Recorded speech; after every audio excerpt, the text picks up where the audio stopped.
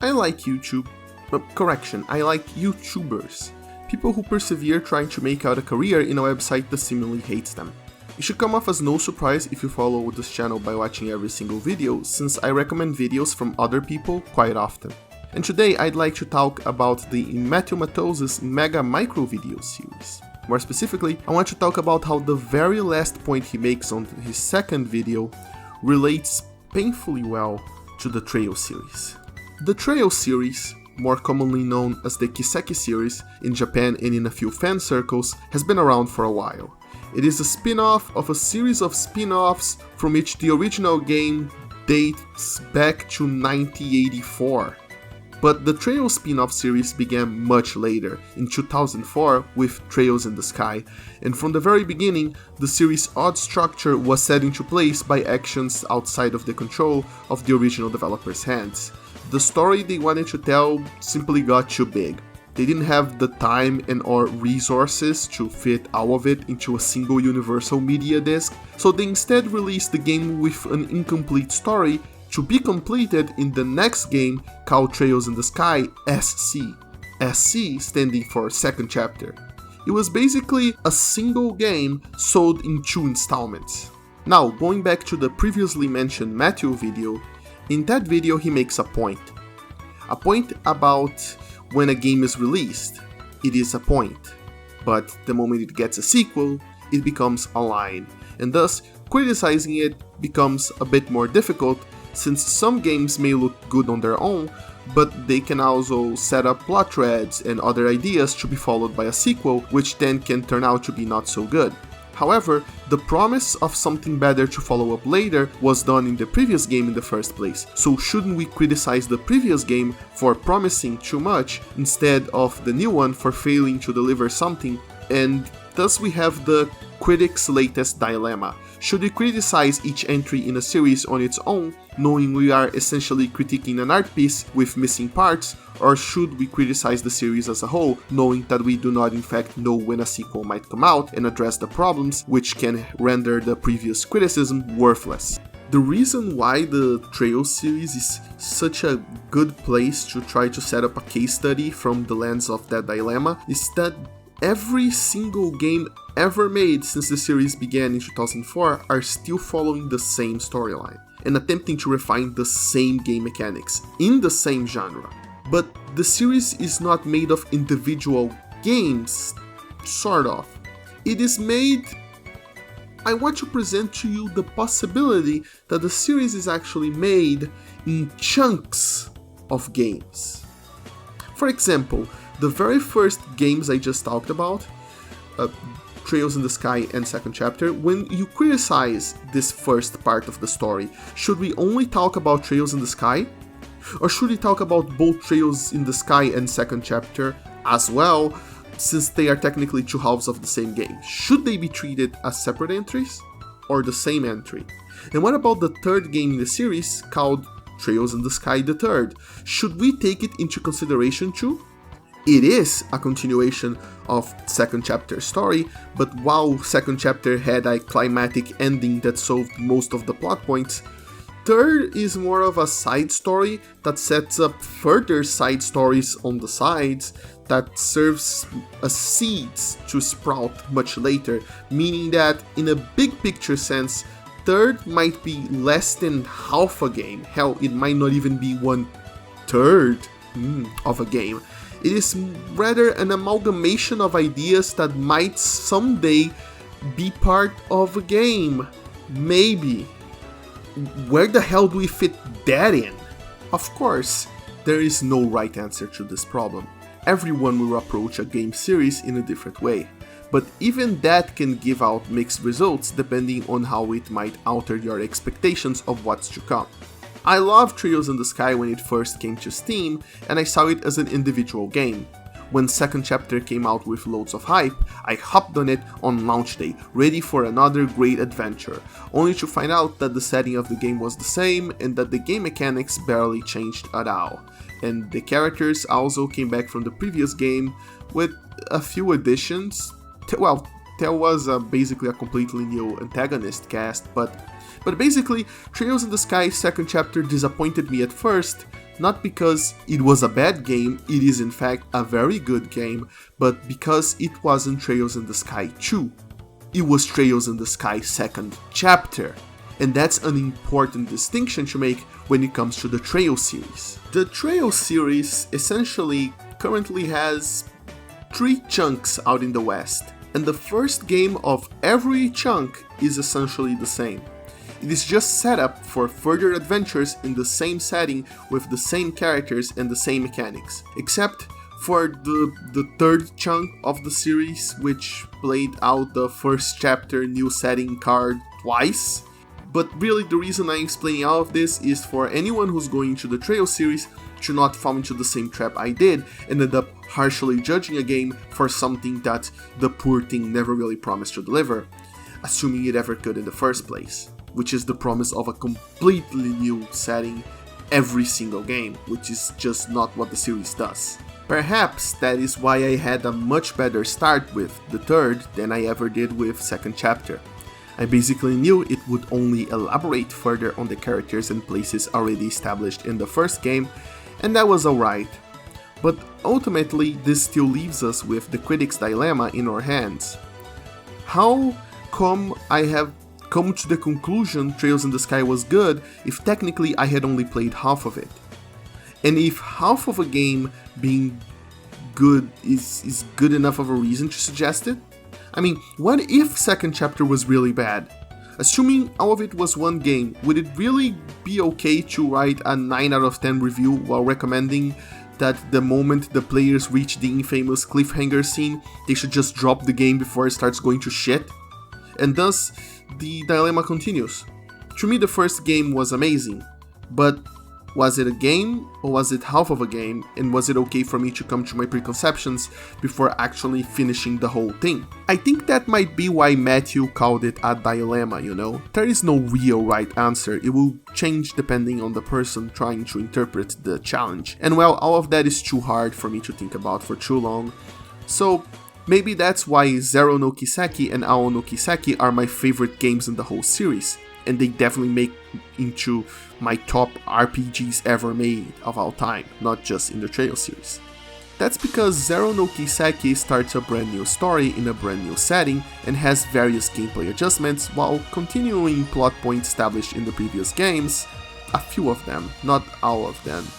Oh, and they have a few veteran characters coming along for the ride as well, to really put that connection to the previous games. But it is basically a fresh new start for the series. Here's what's so great about it though.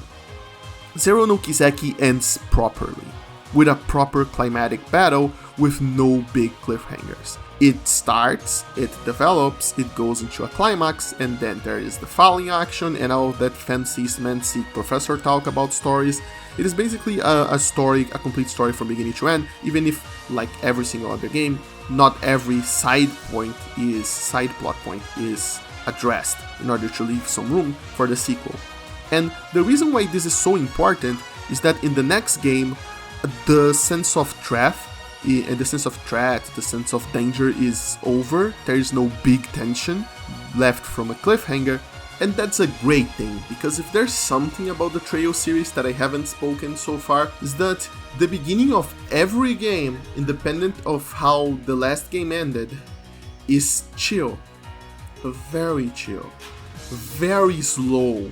It is a very slow burn series. It's a series that wants you to help everyone that's around you. It's a series that scores your playthrough based on how many side quests you did and how well you did in them.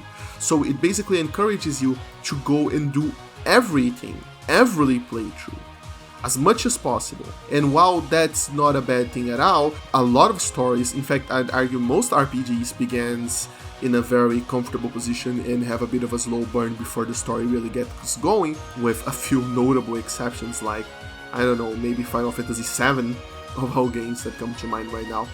But the Trail series is a chill series, which is good when you are in a story that begins and slowly builds up to a climax. But when you had a cliffhanger in the last game, and the game is simply, oh my god, the entire world's going to end, and you begin the next game and they're like, hey, let's find some lost dog. Yeah, no, you just completely ruined the tension of the last game. But they kind of have to do this because each Trails games is like 60 plus hours long, and you just can't keep the tension and the plot points of the previous cliffhanger going on for 60 hours. What are you gonna do? You're gonna build a final 60-hour dungeon? And Zero no Kiseki and Ao no Kiseki are great because they basically sidestep this problem by properly ending the story, thus allowing a new story to begin in the next game, in the same setting, with the same characters, but a new one that's a slow burn and gives you time to adapt to the new status quo of whatever changes happened in the last game before building once again to a climax. Sure, there are plot points that are left open, and some seemingly closed ones are even reopened in the sequel, but Zero and Ao are mostly a solo experience that I can gladly recommend to everyone. I recommend you play both, because both are great, and just playing 2 games shouldn't be that much of a big deal. But the truth of the matter is, you could probably start with Ao and have a complete setting up and paying off experience compared to, say, Trails in the Sky and Second Chapter, where if you start Second Chapter, you are essentially starting the book from the halfway point. It's simply not recommended at all.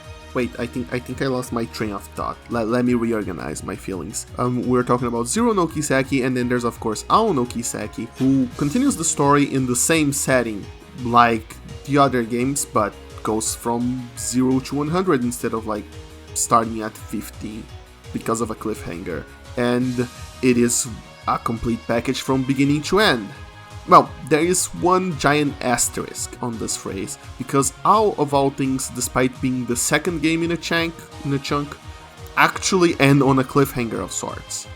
But we are only informed about it in the vaguest of ways with still images during the credits, so it honestly barely registers on the cliffhanger scale. Perhaps that's why those are my favorite games in the entire series, because of all that I talked about and how the Kiseki series works. And mainly because Ao no Kiseki isn't Zero no Kiseki's second chapter. Ao no Kiseki is Zero no Kiseki 2. And that's why it is also very easy to critique both of them individually. Even though mechanically they are so identical, you might as well just critique both of them together and separate them by plot only. And then we get to Trails of Cold Steel, the third chunk of the series. The first chunk to have proper 3D looking characters, 3D looking environments. I mean, 3D where there are always 3D environments in the Trails series, but you know what I mean. It was a huge graphical leap for the series.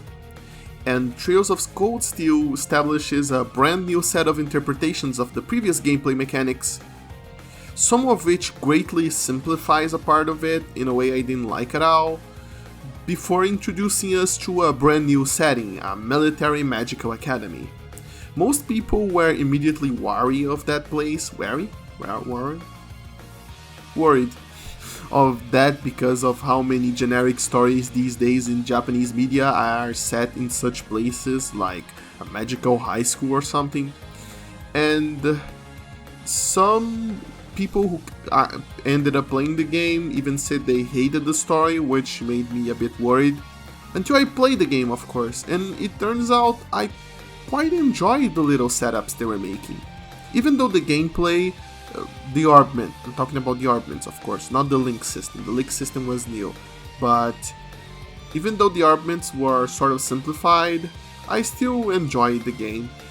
It was in that moment, while I was enjoying the setups and promises of Cold Steel, that I forgot that Cold Steel wasn't actually a game.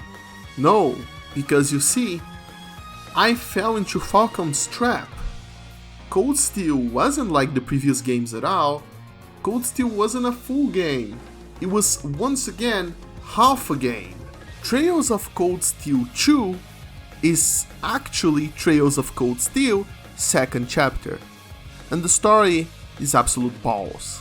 Nonsensical running from one place to the other while forced fake drama popped its head from time to time to absolutely ruin it. Not saying that the other games didn't have their own share of fake melodrama, not even my favorite ones escaped from it, but here it seems especially egregious, even more so since at the end of everything, barely anything had actually happened, while even more mysterious lore got set up, so it felt more like the first game of a chunk than a proper second chapter.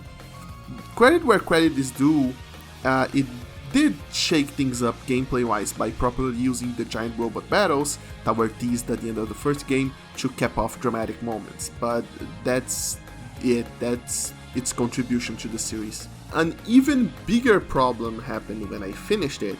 The story of Trails of Cold Steel 2 is so bad, it actually made me turn back to Trails of Cold Steel 1 and wonder how much of the story of 1 I really did enjoy, and how much of it was about my personal hopes and expectations. How much did the game actually deliver, and how much of it was actually just me taking promises in good faith and filling the gaps on my own, doing most of what should be the game's writer's own work of convincing me of its quality. Was True even that bad of a story, or was it that one made promises that could never be fulfilled? So yeah, Trails of Cold Steel 2. The game with a story so shit, it made the previous game retrospectively worse. Thus, I was unable to see Cold Steel 1 as an individual point in a line. It would forever be the first half of the game that never delivered. And a good argument that perhaps some things might be so bad you really should just stop halfway through. And with this, we finally reached Trails of Cold Steel 3. Skewing series convention, instead of a new chunk, we're still in the third chunk, but the setting goes to completely new places, and now there are party members helping during giant robot battles and a lot of other mechanics, so it's basically a new game. It is not Trails of Cold Steel second chapter, no, it is Trails of Cold Steel 2. Except not really, because Trails of Cold Steel 2 is an actual game, and I should have picked a better metaphor. I spent more than 80 hours on that game, and I did a review on it. It's a pretty good game, but it seems I might have fallen on Falcom's trap once again, because, once again, Trails of Cold Steel is mostly a whole load of setups for things to pay off only in Trails of Cold Steel 4. So I honestly think I owe all of you an apology. I reviewed Trails of Cold Steel 3 like it was a singular game, but in reality, the moment it ended on a cliffhanger, I should have known and warned all of you to wait for the sequel. To wait until the second half arrived and it was a proper full game. But I did not. I failed you. Trails of Cold Steel 3 was just the first half. Oh, actually, no, it was not just the first half of a game. No, it's actually even more than that. Or perhaps even less, because it's all set up for the greatest climax of the entire series. Cold Steel 4 is not only calling back characters from Cold Steel 3 and a few veterans, no. It is calling characters from all of the different parts of the series, of all of the different chunks. It is subtitled The End of Saga in Japan. If I didn't know any better, I'd say it would be the final Trails game ever made. And it tries to bring all of these different parts for one big explosive finale. It is the forgive me for the trite comparison, but it is basically the Avengers Endgame of the Trails series. And thus, how it plays out won't just decide how I feel about Cold Steel 3, or even how I feel about the entire Cold Steel arc. No, it will determine how I feel about the Trails series as a whole, from start to finish, to how it will continue into the future. At this point, every single element is converging so hard. It is almost impossible to see Cold Steel 4 solely as a single point, as a single element of a larger line. At this point, the entire line is at stake. So, in this moment of truth, how did it all play out in the end? Well, spoilers. The answer is a bit too complicated to actually spoiler.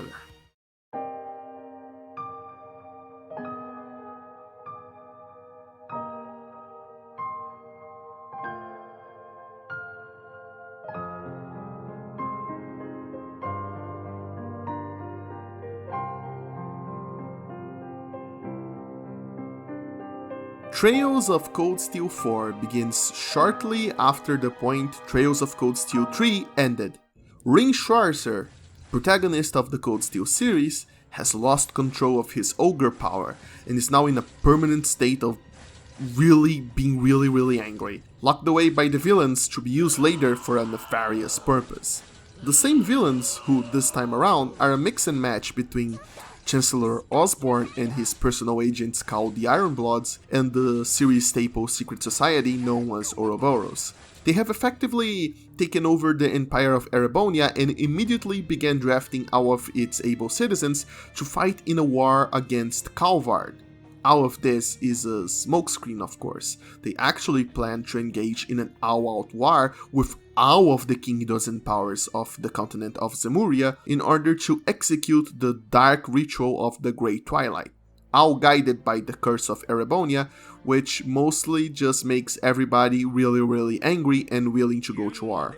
So yeah, things are looking pretty grim to everybody, and it's up to the new Class 7 to join up with the original Class 7, as well as characters from all the way back to the very first Trails games, in order to save Rin and hopefully manage to put a stop to the curse before the entire world is swallowed by war.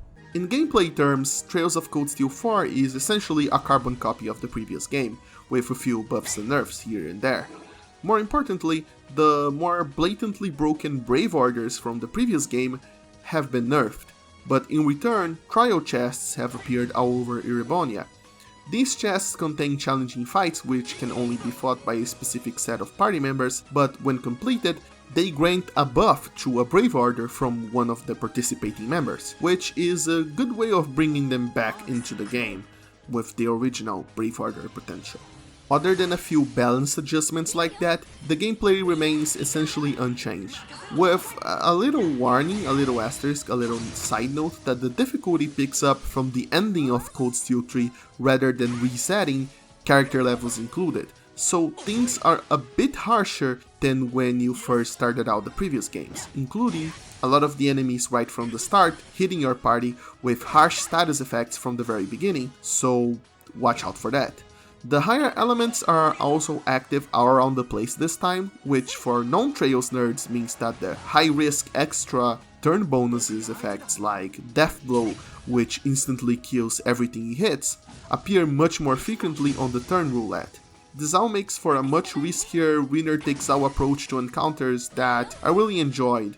It's not often you get to play with the dangerous toys from the get-go.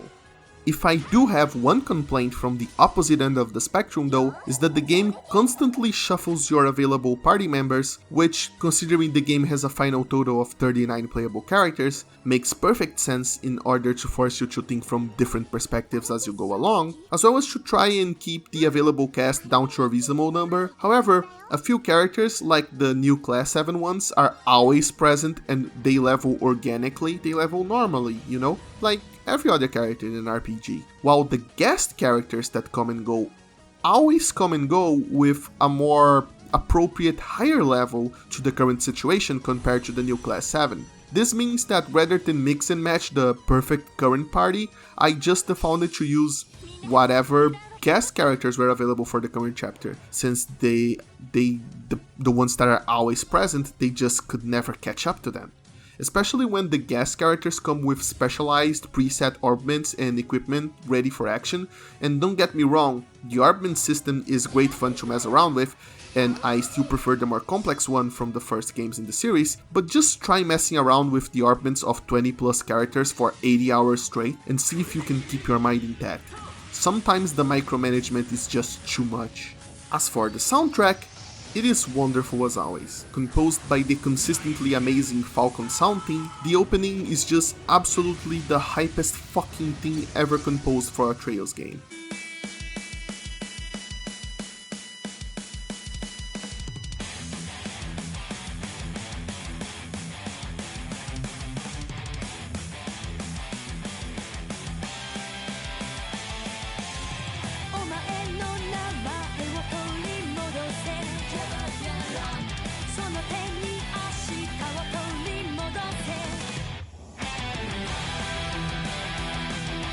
It does a great job of serving as the opening act for an epic conclusion to a saga, which is unfortunate that the opening animation is probably the most barely animated thing I've seen in quite a while, and honestly the cardboard cutout openings of the first games felt more animated than this.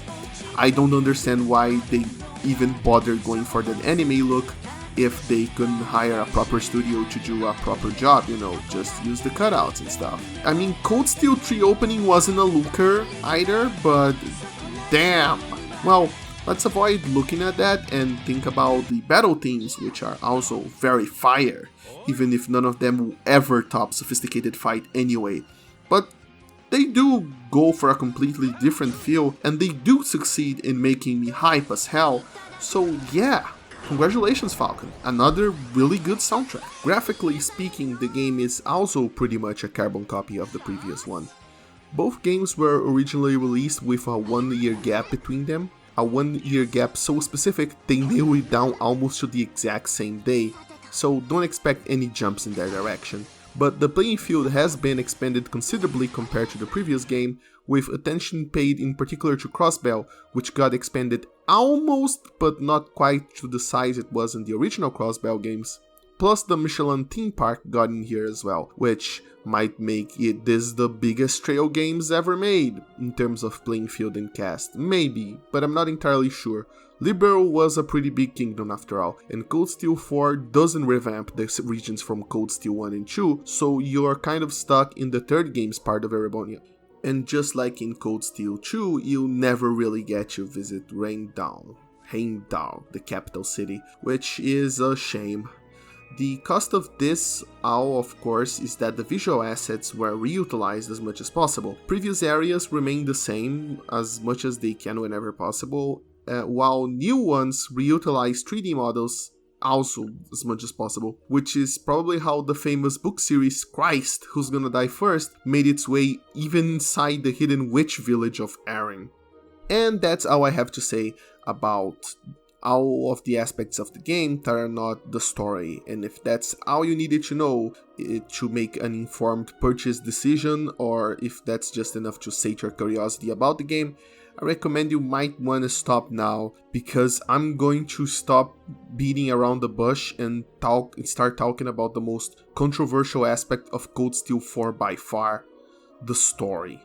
The Trail series always presented some good gameplay, and the selectable difficulty levels that go all the way up to Nightmare never fail to provide a challenge level adequate to what each individual player seeks in a video game. Though, let's be honest, most of the games in the series, or pretty much all of them, can be broken in half if you know what you're doing. But they still provide some very good gameplay, provided you're willing to play by the rules, especially these days where high-profile turn-based games are few and far in between. But as the series grew installment after installment, the path it chose to continue with the same plot instead of resetting it after each installment slowly transformed it into an absolute behemoth of a franchise, story-wise. What began back in 2004 continues to this very day, so how does Cold Steel 4 handles this huge legacy on its shoulders?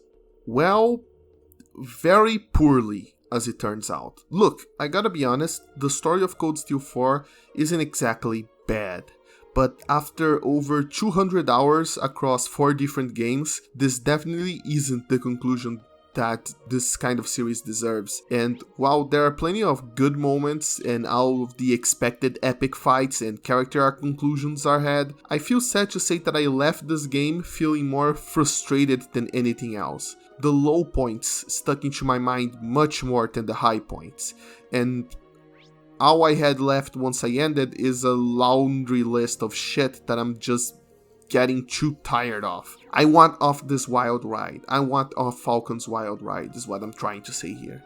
I have to warn you though that I have no intention of heavily spoiling the plot. In respect to all of the people that want to play the game, I'll try to keep things as vague as possible, which means there will be some spoiling about some things that might happen in the game, but that is inevitable when discussing the story of the game, but I won't try to go into the specifics, and also don't expect me to go through it beat by beat so you can check if you agree or you disagree with how I felt about each individual plot beat, because honestly, it took me countless hours to reach the ending, so this game is so big, so long, that I don't even remember each individual plot beat, to be perfectly honest and transparent about this entire process that I'm going to go through. And I just don't want to waste my time with pointless discussion. Life's simply too short to allow it to be consumed by a game that I already gave so much of my lifetime as a chance for. If you love the story of the game, that's absolutely fine. And if you liked it but had just a few issues, that's also fine. I don't mean this as a personal attack on anyone who liked this game or even the writing team. And I hope you also get to enjoy the stories of the future games, as this is definitely not the last one, especially since the next one is already out in Japan. But as for me, I just gotta blow off steam. And this is just what I'm gonna do for the next several minutes. I'm gonna vaguely blow off steam on YouTube. I'm sure that will go just fine.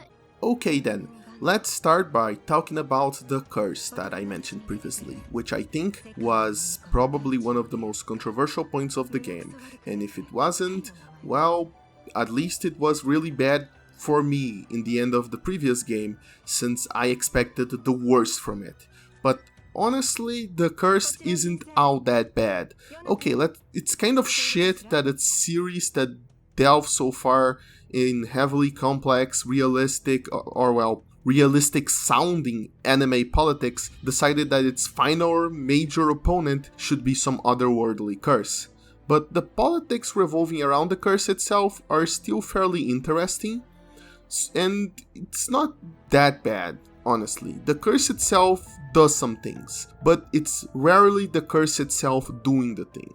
Rarely, it still happens, but it's usually that another character does a thing and the curse just randomly spawns a monster or something so you can have your prerequisite JRPG battle. It sounds bad, but on paper, it sounds bad in paper, but in practice it doesn't behave any worse than, say, the Heartless in Kingdom Hearts. It just gives off monsters and evil power-ups when the plot needs monsters and evil power-ups. But it doesn't go around doing plot itself whenever it wants. Except for one really egregious case, where it just straight up possesses a character and makes it do dumb shit in order to have an extra boss character when they really didn't need one. But other than this one egregious example, the curse is pretty much the same as the fauna, basically, a superpowered fauna, usual JRPG fauna that has existed in the Trail series from the very beginning. What really bothers me though is the cast of the game. Not that any particular character was aggravating for me, it was more about the way the game decided to handle the cast. Let's start with one of my particular gripes, the cast size. For most of the journey, the old Class 7 and the new Class 7 travel together, and whenever an important discussion is going to happen, you just have this ridiculously large cast, and you never know if each or who will have their say in the current discussion, but usually a lot more than it's needed have a say in the current discussion, which can severely drag down the pacing if they do decide to just give a single line to everyone. And there are even moments in which all of them enter a room single file because there are just too many, so they have to make a queue to enter, and that can only be described as accidental comedy genius, since it showcases just how large the cast has become, and it's the perfect way to show how Falcom has decided to handle it, which as far as I could tell is that they just didn't even bother to handle it at all. They just leave them hanging all over the place and do whatever. And this horribly extends to battle cutscenes as well, since the game has many separate climatic battles before the final one, and they're all just horribly dragged out. You get the heroes to kick some ass, only for the villains to pull out their reverse card and kick their ass because they're simply better, only for previously unknown allies to come out of nowhere and save the heroes. Then the villains can pull out the really big sword, and it looks like times are dire, though inevitably Daddy Osborne decides that the children have already played enough for today and orders them to go back home, at which point the scene ends. This happens a lot of times, but there are at least 2 particularly bad examples of this, and they're both like over 30 minutes of poorly choreographed back and forth between the protagonists and the antagonists until nothing happens, and it's just tiring. It's just tiresome. I didn't feel hype. I didn't feel tense. I didn't wonder how our heroes would escape this particular predicament. I just watched the equivalent of an entire anime episode that is just one battle that just won't end, and when they finally ended, I just felt glad that it was over. And if you think only the main cast was bloated, then think again, because during one of the aforementioned climatic battle scenes, almost every antagonist also shows up to fight. Only for even more antagonists and characters you didn't even know yet were antagonists to also show up in some giant holograms. At one point, they tease the protagonists during this hologram showcase with the possibility that there's even another villain, only for the protagonists to call out the obvious choice of who they think it is, who also shows up in a hologram. And then he says he's not actually who they are talking about. And yet another new antagonist shows up in a hologram. And honestly, at this point, I just started laughing. Honestly, that's a better emotion than tiredness, to be sure. Is getting tired even an emotion? I don't know. But honestly, this has got to be a parody. Someone at Falcom must be getting a laugh at our expense with this never-ending cavalcading parade of character introductions every other cutscene. Please just stop. I don't know if you think it is cool to do so, but let me tell you something. Let me tell you a little secret. Just because you have a bunch of characters doesn't mean they have to appear on every cutscene. Doesn't mean they have to be relevant at every single time. And just because there is a character that hasn't shown up yet in this game doesn't mean you have to put them as a hero or a villain and just constantly start this giant line of characters. Not, I think at some point someone at Falcom, and I think the point is not even Cold Steel, it's perhaps even earlier in the series, someone just decided that bringing back characters automatically means good writing. I feel like at some point someone said, hey, since we're doing just this huge series that goes all the way back, it's going to be really, really bad if we don't constantly use everything. If we have any restraint, that's bad. We gotta constantly use everything. I remember this character exists, and if I pop him up, suddenly the scene is better. And I gotta say, I won't deny that there is a certain level of appeal, especially when you like a certain character and that character shows up again. There is, but you don't need to bring everyone back all the time, always, for every scene, forever. There has to be a limit at some point. At some point, a scene is just going to be a cavalcade of introductions and absolutely nothing else, and then just everybody leaves because there simply is no time or resources of any other kind to do anything else with the scene. And I know you want to bring everyone back and that you want to have this respect for your entire legacy, Falcon, and I really respect that, but I don't think this is the best way to handle this. And to make things even worse, they decided to try and put a small spotlight on every single Tor student. No, not old class 7 and new class 7 only, no, every single Tor student, including the ones from both the current duology as well as the previous one. Every single one of them that, like Ring, have already graduated from Tors. Yes, they return. Every single one of them return. And sure, they are just small bumps on the road compared to the main cast, of course. But you just need to meet and know what happened to everyone. And in order to honor the Trails tradition of showing how everyone outside of the playable characters is just so much cooler than them. We also get these nonsensical sequences where the main cast fails a battle against people that they should be much more competent than at this point. Like, you win the battle in the battle system, but then you lose in the following cutscene, and all of this is to give the Tor students a chance to shine as they show up to save the main characters. But then that is usually followed up by a boss battle in which the main characters end up beating a character that is 10 times more powerful than the mooks that they just destroyed. That they should have been destroyed, but they just lost to because fuck it. It doesn't count. Nothing counts, not even the sequential boss battle counts anyway. Every coin has another side though, and the other side, the good side of this coin, is that if you liked a character from Erebonia or Crossbell, then no matter how small or irrelevant they were, they will show up again here. It doesn't matter if they are some random NPC shoved in an obscure corner, they are back, and you get to see how they are dealing with the current events. No one is left behind. Even the sheep get names. The price of that, of course, is that nobody gets the proper spotlight and development that they could get if the game just chose to not deal with every single character, but that would require restraint, and if the sheer meandering scope of the plot so far didn't tip you in, the devs of Cold Steel have zero restraint. The devs of Trails in general have had zero restraint for some time now.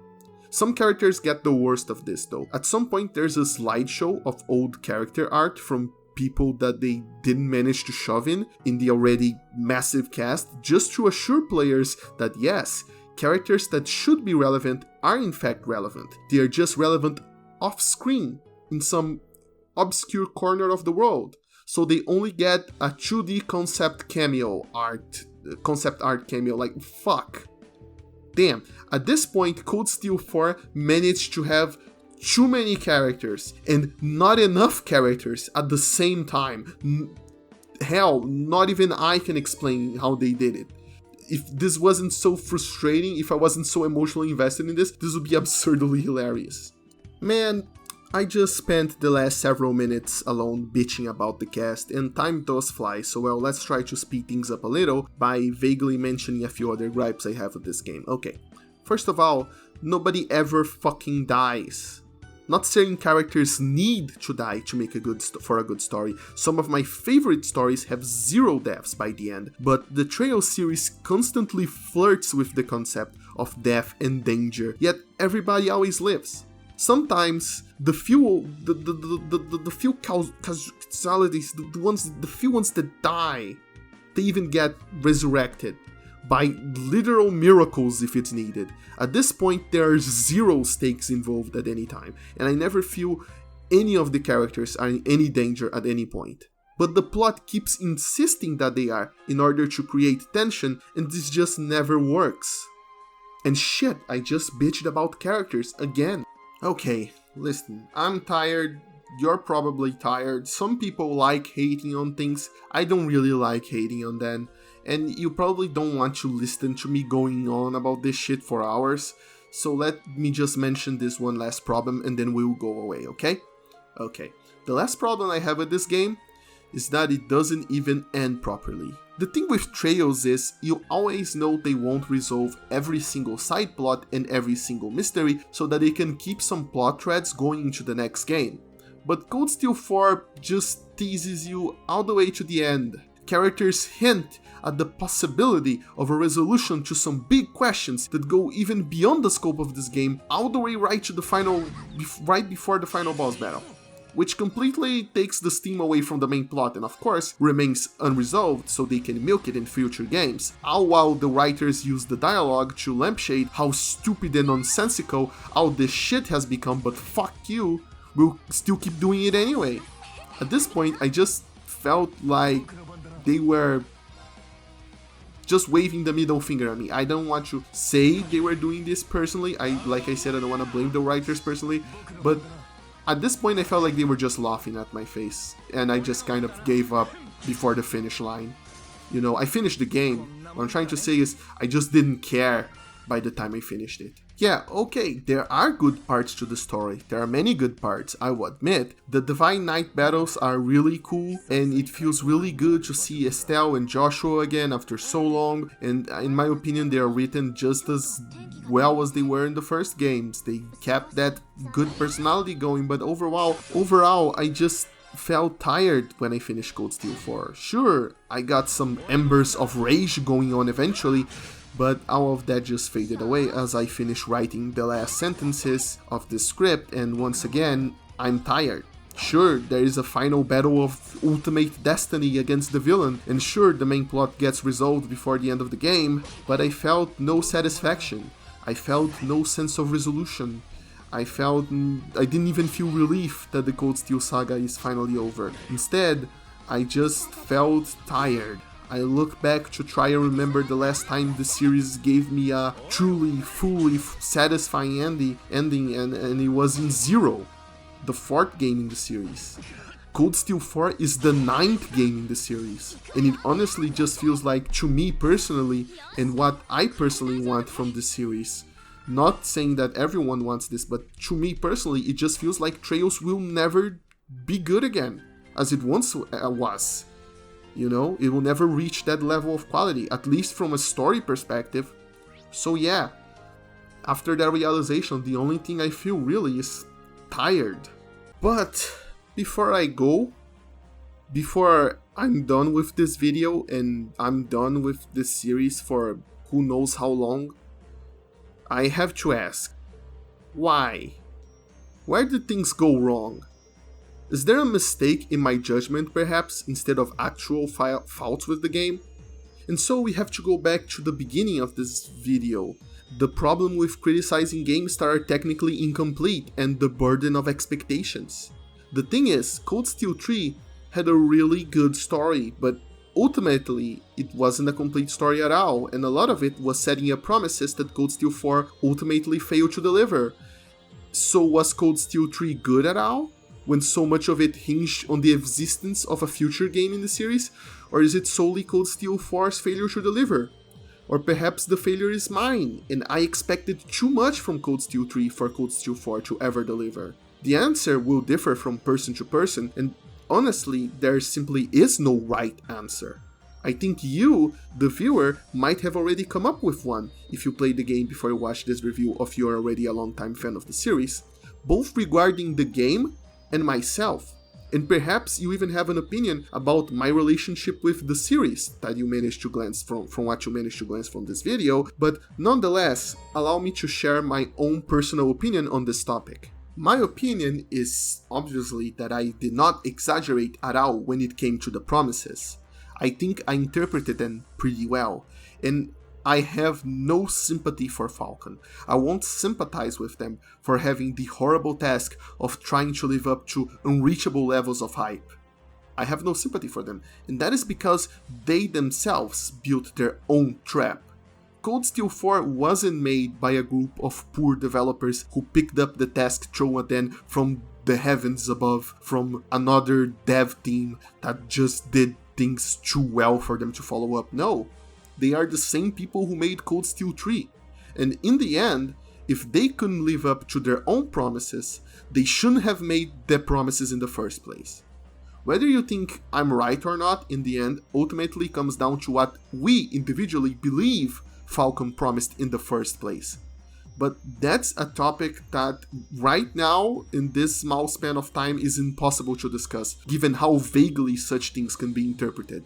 I suppose in the end, you could even question whether this train of thought has any use at all. It's entirely possible that we could start a discussion in the comments of this very video, and 10 years from now, we would be no closer to an answer than we are right now, because it's simply too personal and vague what a promise even counts as for us to objectively measure it.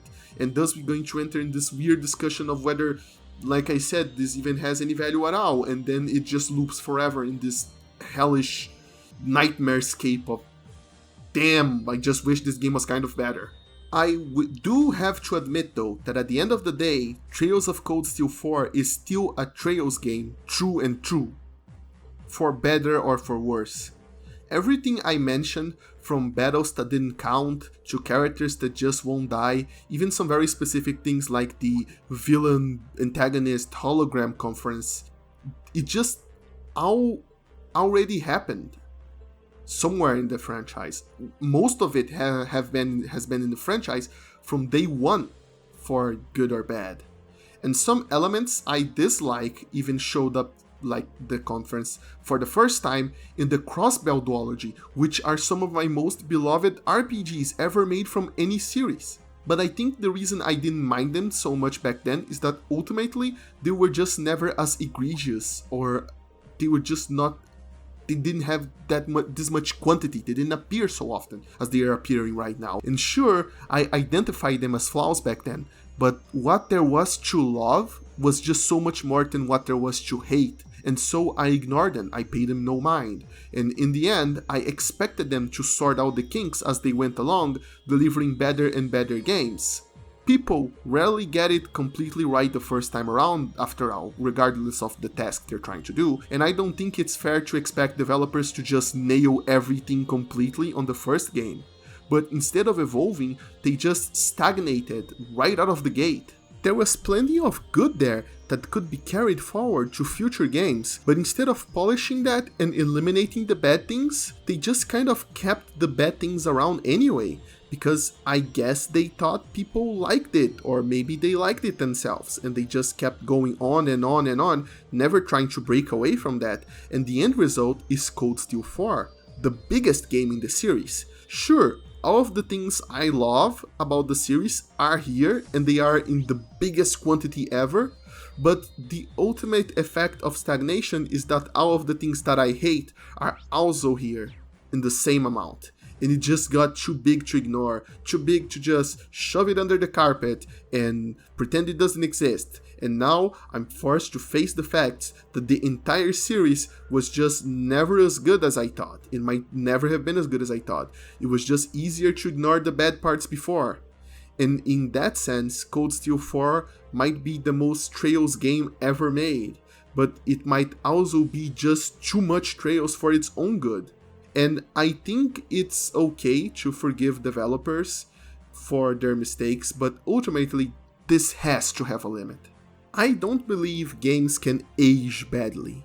Once a good game, always a good game. If it's bad today, it was never a good game. It was just an acceptable one because we didn't know any better. But I also think we should demand better games as time goes on. Because just because a game was good once doesn't mean it's bad now, but it also doesn't mean that there are not better things. Things that are more convenient, quality of life changes, and such and such. There are few higher praises than saying a game is fun, but you should start from there because it might be harder to go back when you play the latest installment. It implies the series eventually got so good that the originals pale in comparison. It implies evolution and that the dev team, already a skilled bunch, just further polished up their development muscles over the years. And it's an all-around praise that a lot of people, I don't think, always identify it as such. The original game is fun enough to play, but the new one is even better, and that's just an amazing praise to give. But unfortunately, it is not a praise that applies to the Trails series, because if anyone, like for me for example, recommends you to start from the very first Sky game, it isn't really because it gets that much better, it's simply because the story was intended to be experienced this way. But I think it's about time we stop. If you agree with me, of course. But if you are on my team, if you think the story has just gotten too Trails-y for its own good, it's time we stop and demand better Trails games from Falcom. Because I personally think we deserve better games. Fans who stuck with the series from the very beginning deserve better stories. Fans just jumping in for the first time also do, and the dev team themselves deserves to know that we believe in them, and that we know they can do better, and that we know that they deserve to leave a better legacy than stagnating plots in worlds where characters never die and battles never count.